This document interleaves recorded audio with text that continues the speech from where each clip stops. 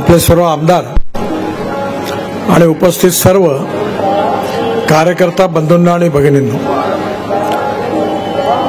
आज आपल्या पक्षाचा 44वा स्थापना दिवस आहे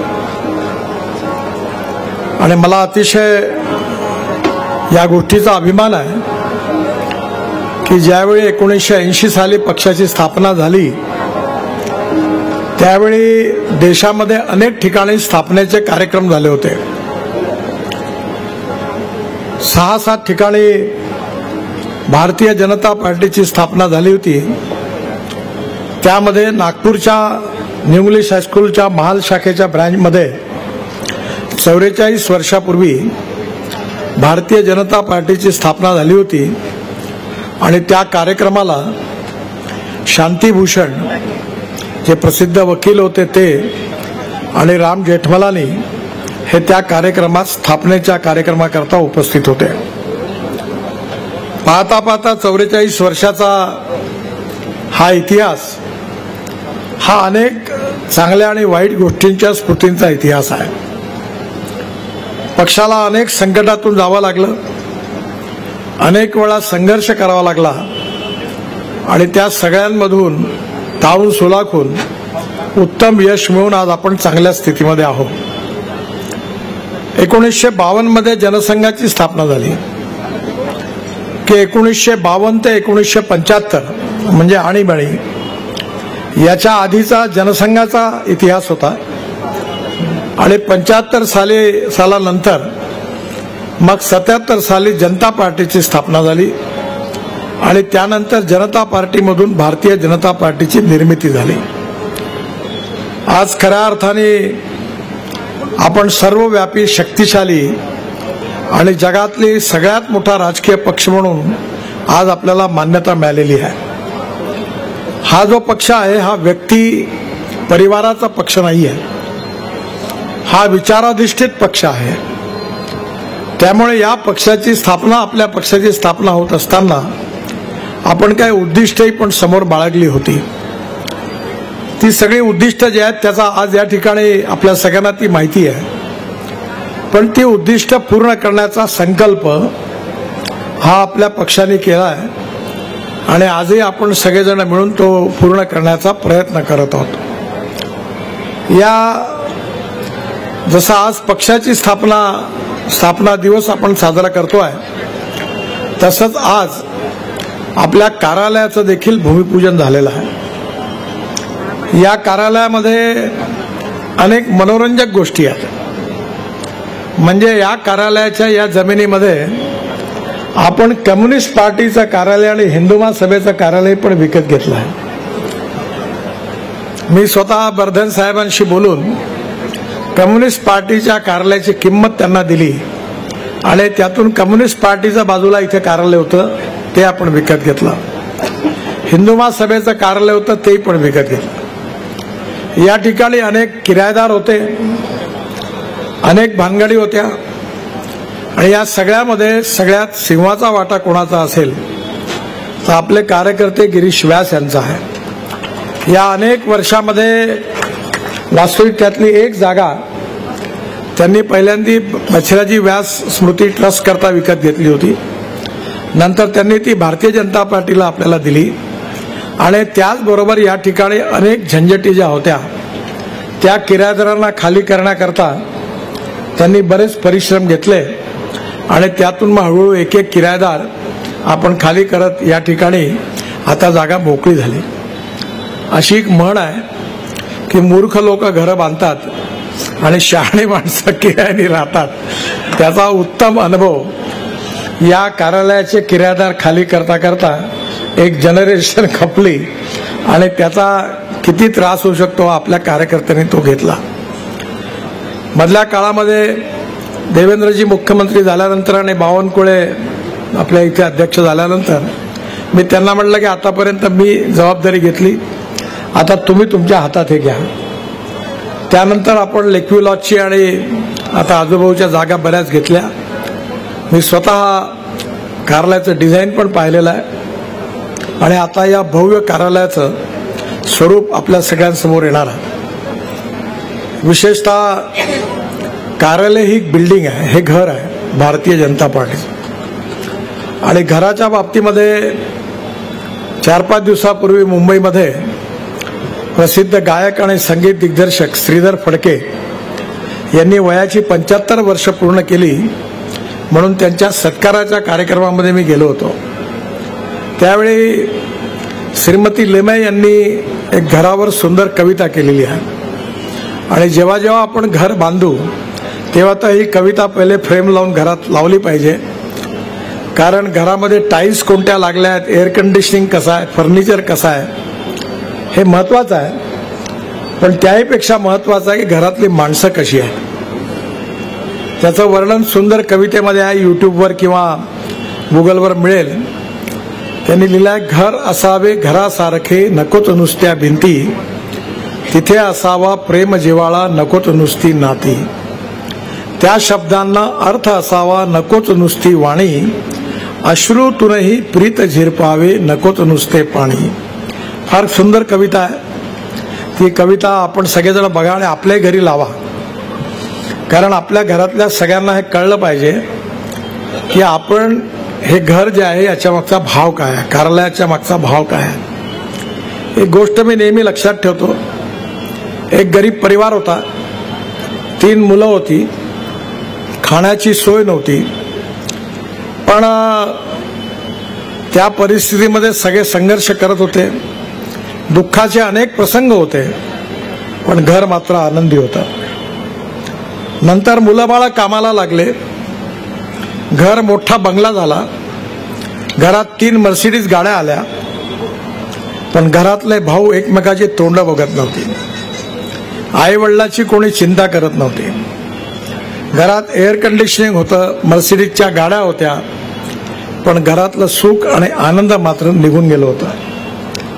त्यामुळे घरातला आनंद, बिल्डिंग मधला आनंद कशात आहे याचा विचार करण्याइतके आपण सगळेजण सुज्ञ आहोत. आपला पक्ष आपला परिवार आहे आणि आपला कार्यकर्ता जो आहे तो आपल्या परिवारासारखा आहे असं समजून नेत्यांनी वागलं पाहिजे. नेत्यांचं प्रेम आपल्या मुलांवर आहेच, सांगायची काही गरज नाही. त्याला तिकीट द्या म्हणते सगळे नेते. माझ्यानंतर माझ्या मुलाला, आता मी माझ्या मुलाचा आग्रह करत नाही, त्यामुळे अनेक लोकांनाही प्रश्न पडला की आता आपल्या मुलाचं तिकीट कसं मागायचं. त्यामुळे आपल्या मुलावर आपण जेवढं प्रेम करतो तेवढं प्रेम आपण आपल्या कार्यकर्त्यांवर जर केलं आणि त्या कार्यकर्त्याला आपण गुणदोषाचाही स्वीकारला, आपल्या घरचा मुलगा चांगला वागला तर आपण त्याच्या पाठीवर शाबासकी देतो आणि चुकीचा वागला तर त्याला आपण रागवतो. तसंच कार्यकर्त्याला एकट्यात बसून त्याला समजून सांगितलं पाहिजे की तुझं हे वागणं बरोबर नाही, तू असं वागू नको. आणि त्या कार्यकर्त्यावर परिवारासारखं प्रेम केलं पाहिजे.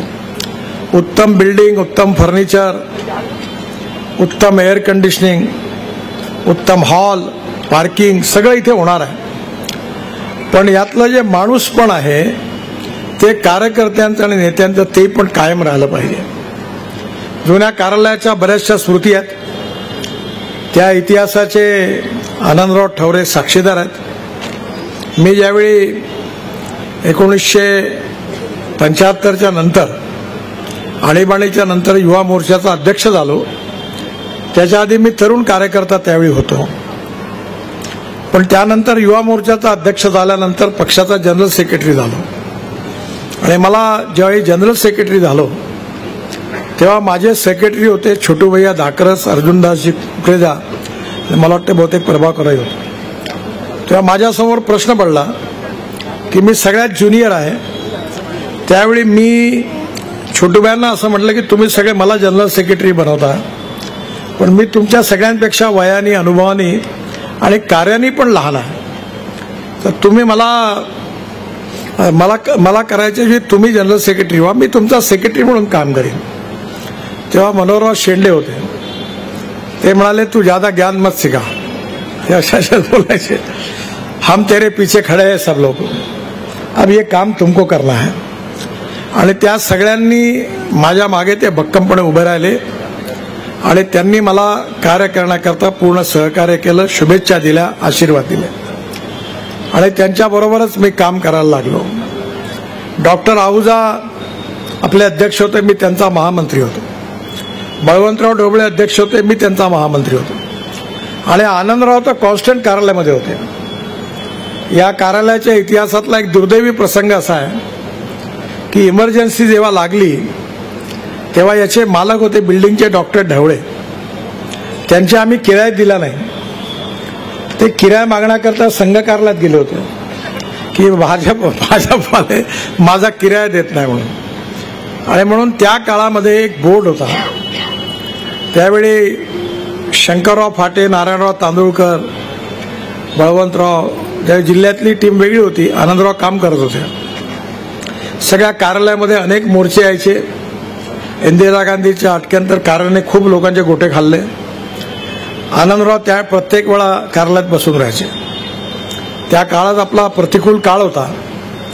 पण दैव एवढं दुर्दैवी होतं की जेव्हा कार्यालयाचं सगळं येणं जाणं लोकांचं बंद झालं होतं, जिल्ह्याची जवळपास काम ठप्प होऊन सील लागलं होतं कामाला, त्यावेळी भारतीय जनता पार्टी नागपूर शहर आणि जिल्हा असा एक भगव्या आणि हिरव्या रंगामध्ये एक बोर्ड होता. त्याला चांगल्या नटबोल्डनी कसून लावला होता वरती. पण एक दिवस एवढं वादळ आलं की तोही बोर्ड हवेमध्ये वाहून गेला. आणि मग आनंदराव मला म्हणाले की बोर्ड पण चालला गेला. म्हटलं काळजी करू नका, आता पुढच्या वेळी भिंतीवर आपण ऑइल पेंट लावून पार्टीचं नाव लिहू म्हणजे काही ते वाढणार नाही. या सगळ्या परिस्थितीमध्ये असंख्य कार्यकर्त्यांनी परिश्रम घेतले, मेहनत घेतली.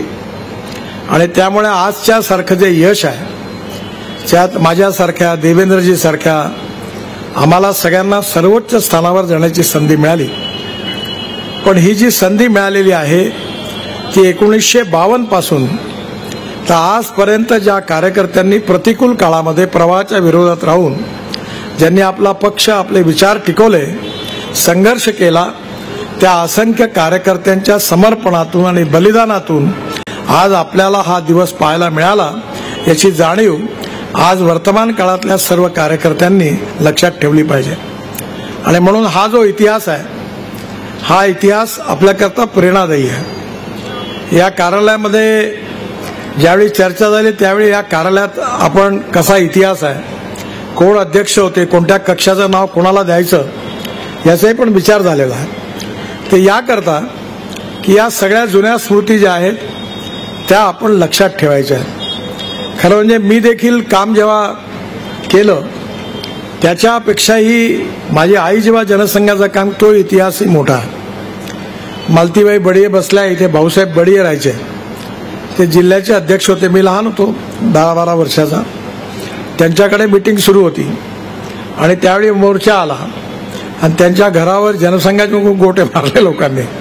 तेव्हा मी पण माझ्या आईबरोबर त्यांच्या घरामध्ये होतो. अशा अनेक प्रसंग आहेत की याच्यामध्ये अनेक प्रतिकूल काळामध्ये समाजामधला एक प्रकारचा आपल्याबद्दलची प्रतिमा समाजात निर्माण झाली होती. त्यामुळे समाजाला दिशाभूल करून भारतीय जनसंघाविरुद्ध, जनता पार्टी विरुद्ध, संघाविरुद्ध भडकवण्याचा प्रयत्न काँग्रेस पक्षाने त्यावेळी मोठ्या प्रमाणावर केला. पण आपण त्या अपप्रचारातून दूर झालो. आपण जातीयवादी पक्ष नाही आहे, आपण सांप्रदायिक पक्ष नाही आहे. मला जेव्हा मी बावनकुळेंना सांगितलं की मी ज्या ज्या चुका केल्या त्या चुका तुम्ही करतात, पण तुम्हाला जोपर्यंत या चुकाची झळ पोचणार, जेव्हा मला पोचली तेव्हा माझ्या लक्षात आलं, तेव्हा मी सुधारलो. तुम्हाला ती झळ लागल्यावर तुम्हाला लक्षात येईल की या चुका किती मोठ्या आहेत. मी पण खूप जातीचे सेल उघडले आणि त्यावेळी मला अनेक प्रमुख लोकांनी सांगितलं की नितीने करू नको. पण म्हणून तुम्हाला समजत नाही, आपल्या सगळ्या जाती जोडल्या पाहिजेत. जातीचे सेल करून कोणा जाती जोडल्या नाही.